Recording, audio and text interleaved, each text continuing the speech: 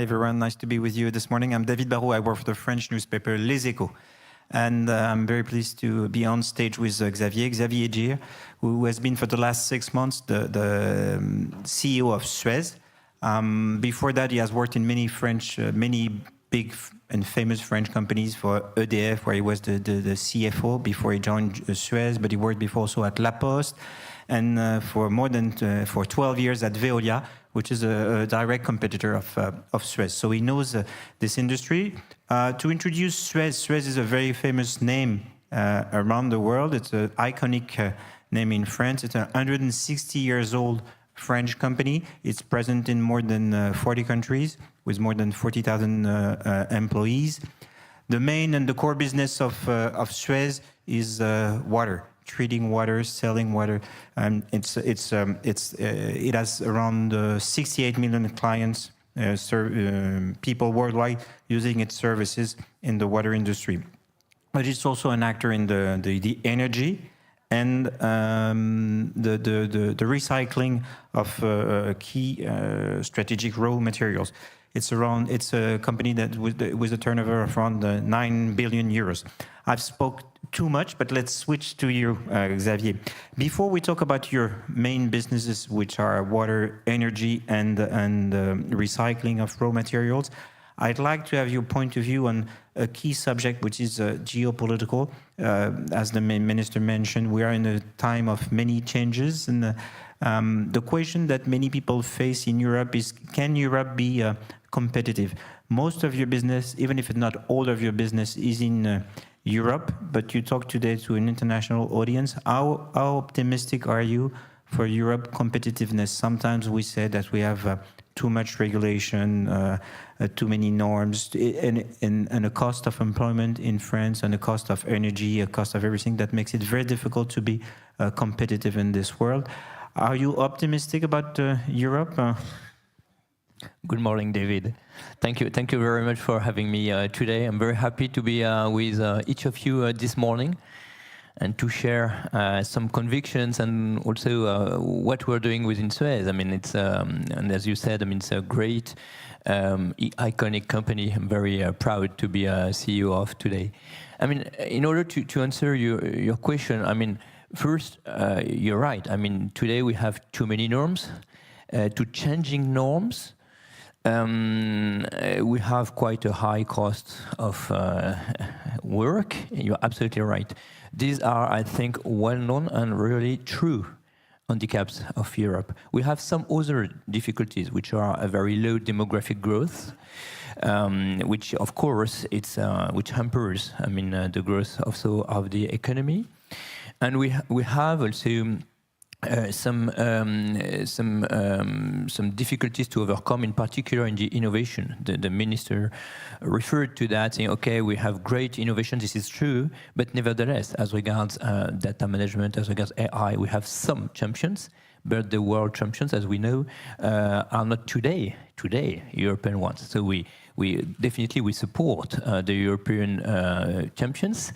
Mistral, for example, the minister referred to, but it's very important that innovation be also, I mean, something in which we invest, in which we train people, in which we transform everything, because this is also core for the future.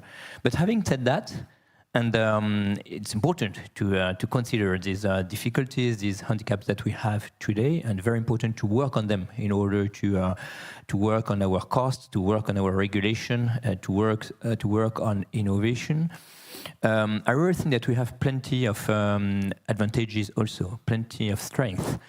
I mean, first, we are 450 million people market with quite rich people within this market, of course, if we compare to the world as a whole. And this is a strength. Definitely, this is a strength, and this is also the deep root of the European Union, if we come back to the outset of the European Union. Second, we definitely have some core capacity to deliver decarbonized and competitive energy. I am not saying that only because, as you've said, I mean, I spent 10 years within EDF, and definitely EDF is a great advantage, not only for France, but also for Europe, because EDF generates a very important amount of terawatt-hours per year, and EDF exports only almost 100 terawatt-hour per year in Europe. So this is decarbonized. This is very competitive, and this is clearly an advantage. We have to go on working on it in order to be sure that we maintain this advantage, that we maintain the competitiveness, that we increase it, which is absolutely key for all our industries and also, of course, for all our households. So energy, I think, is today and has to be more in the future an advantage for Europe. We have also our people, I mean, well-trained people. This is absolutely key in order to develop the growth in the long term. So very important also to go on, I mean, developing the human capital, quote unquote.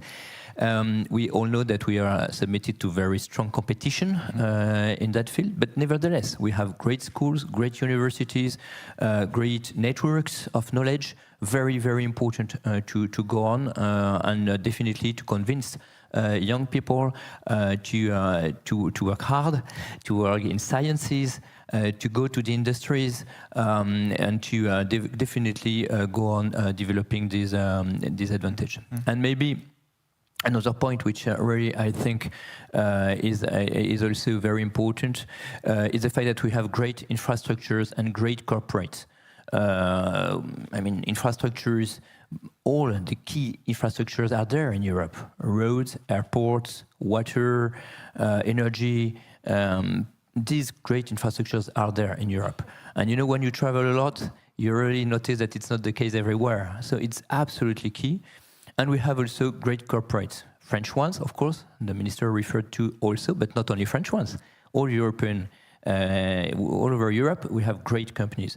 So they are also under deep competition today, but very, very important that we go on developing them, because in order to have a strong territory, a strong community, a strong European community, we definitely need European champions, because the competition is at the global scale, and for that we need global companies.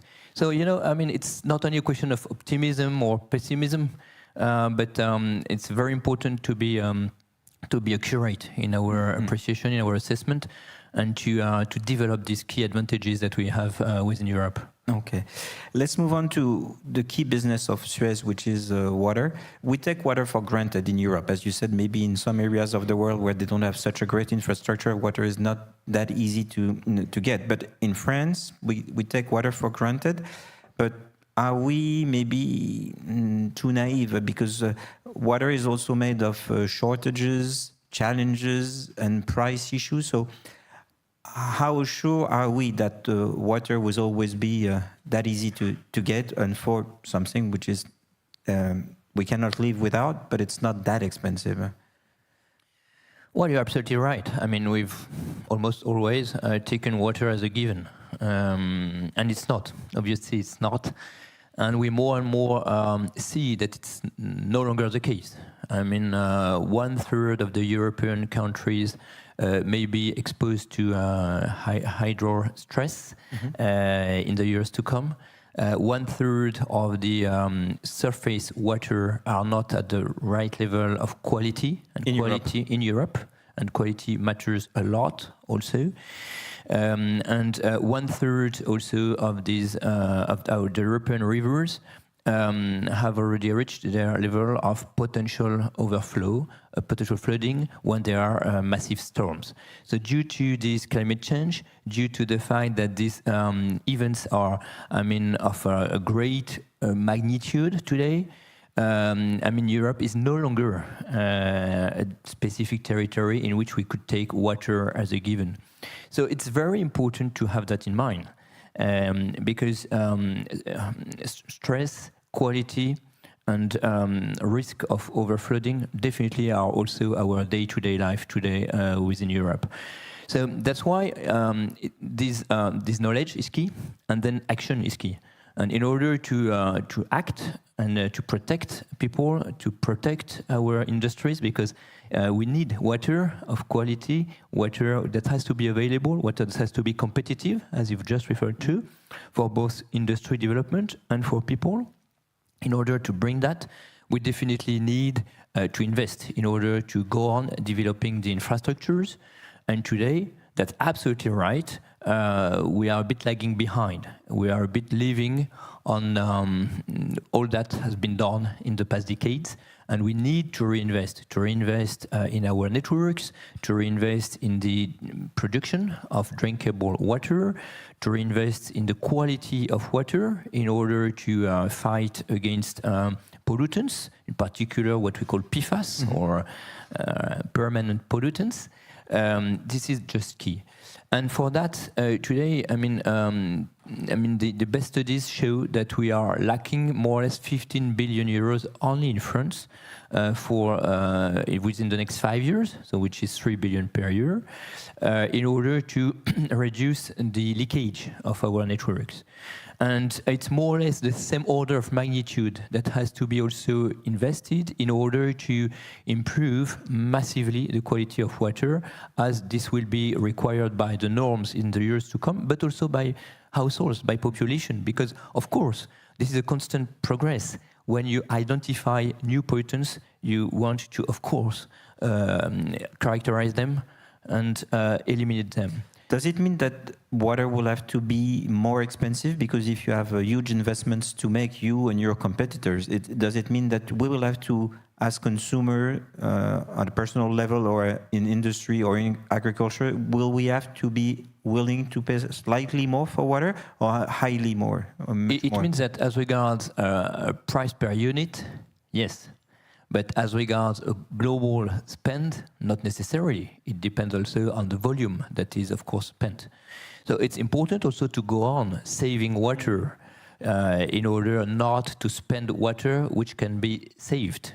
This is just key, both for households and for industries. But as regards, the price per unit, yes, it's important that all these needs be taken into consideration in the financing and in the billing system of water. What does it mean? It means two things.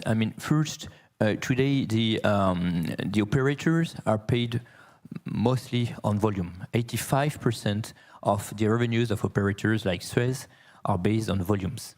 And once more, it's very important to reduce volume and to go on reducing volumes. In the meantime, it's very important also to be able to finance all these investments. So that's why, what has to be considered is a new way of billing water with a higher part of fixed price and a lower part of variable billing. So this is one point. And the second one, of course, is to go on innovating. To go on innovating, this requires money also, but this will be, in fact, the solution in order to eliminate PFAS, for example. So, and that's why it's so important also to have companies like SUEZ, which dedicate a significant amount of our financial capabilities to investment, for example, to research and development and to innovation. For example, in SUEZ, we spend more or less 70 million a year in innovation.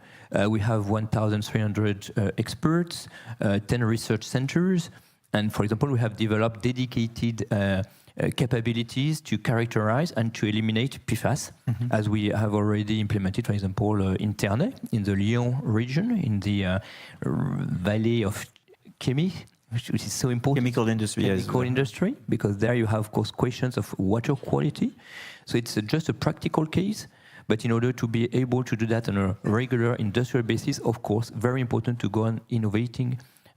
So that's key.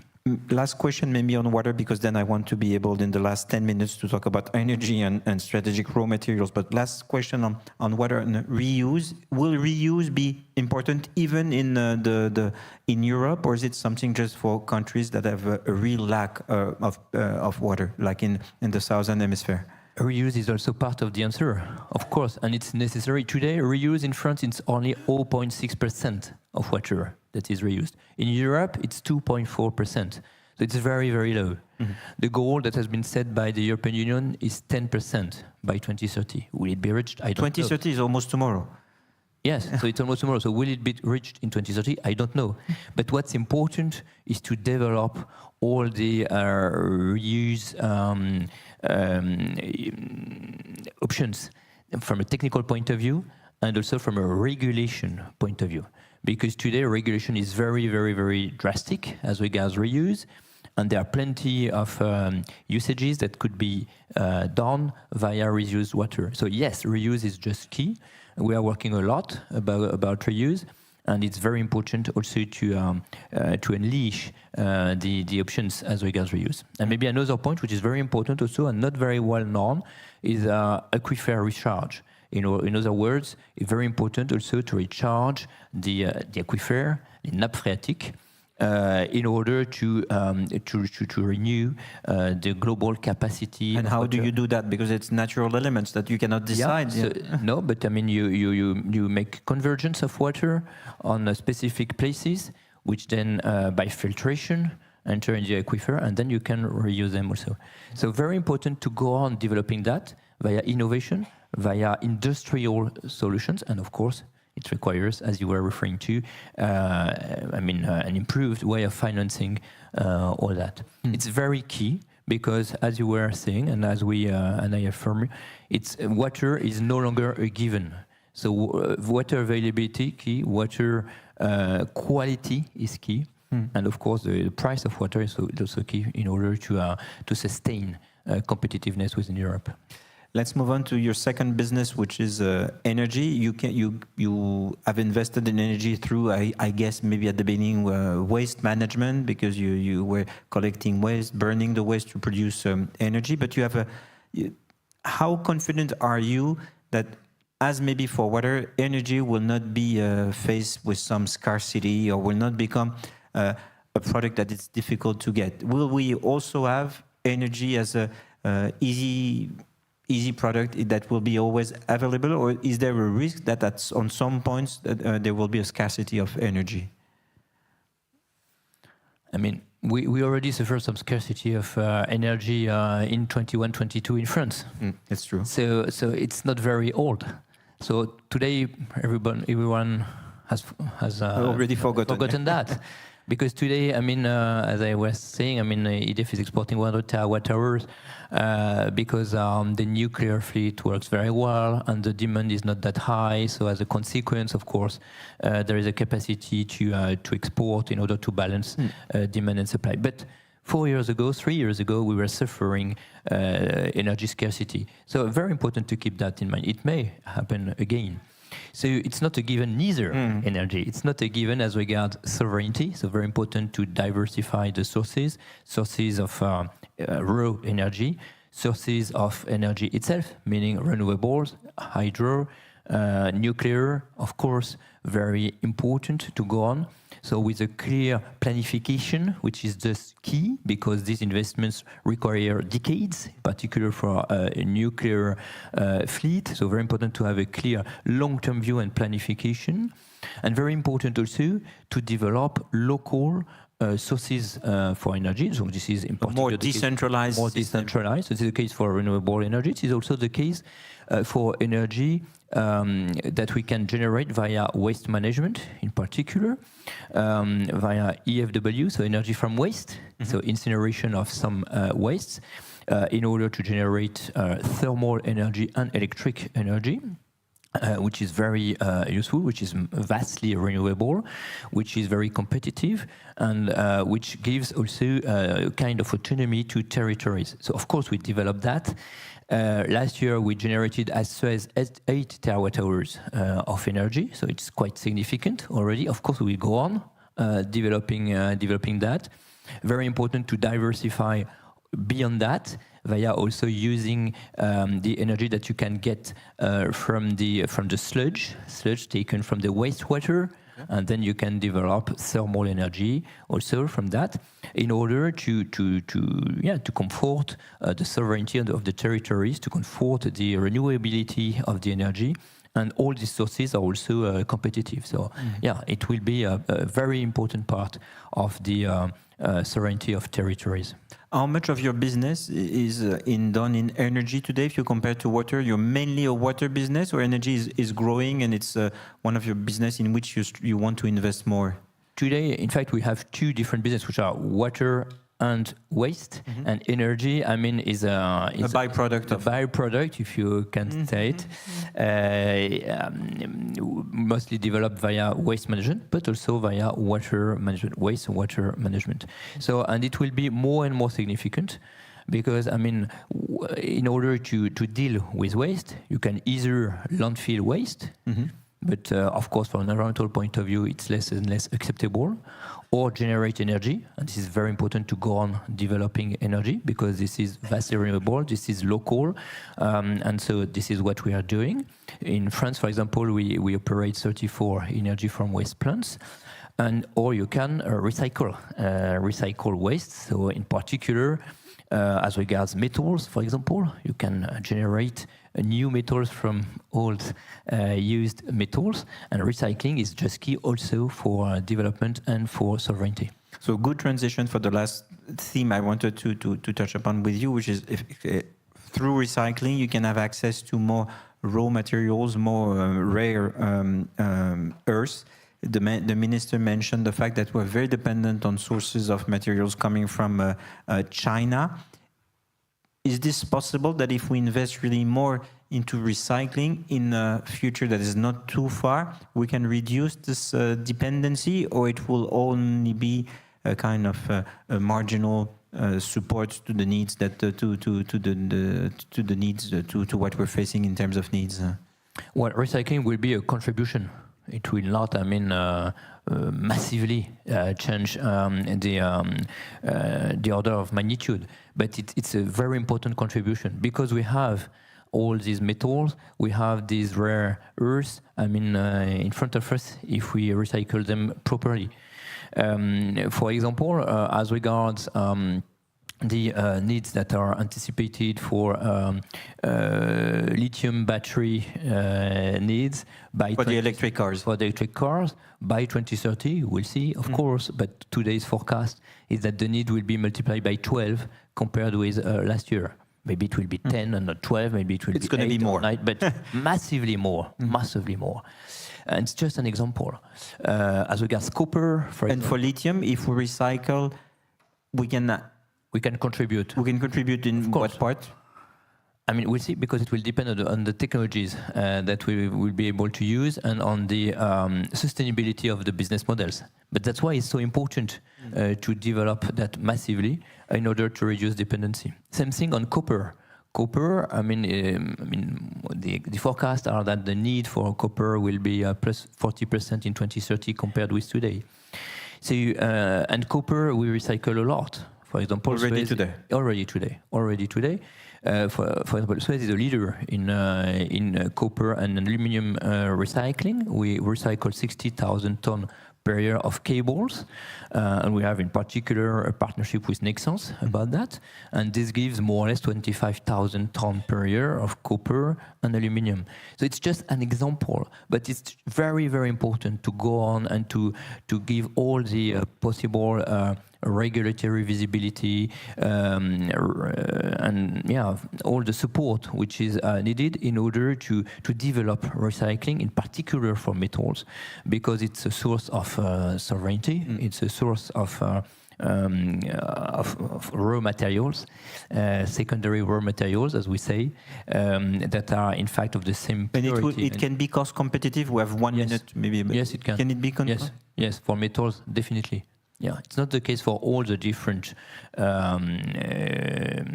materials. For example, for plastic, which is not a raw material, so it's not a strategic one, but it's plastic. Recycling plastic is very difficult today from a competitiveness point of view due to unfair competition. But as regards metals, yes, it is. So definitely, I mean, recycling metals is a great way to contribute to development and to sovereignty. So that's why it's important to give visibility, to push the percentage of integration of recycled material in regulation as a role to regulation is just key to stabilize taxation rules also, and great companies, leaders as SUEZ will make their job in order to go on developing what can be recycled. Xavier, thank you very much, and have a good conversation for the rest of the morning. Thank you very much. Thank you. Thank you so much. Thank you.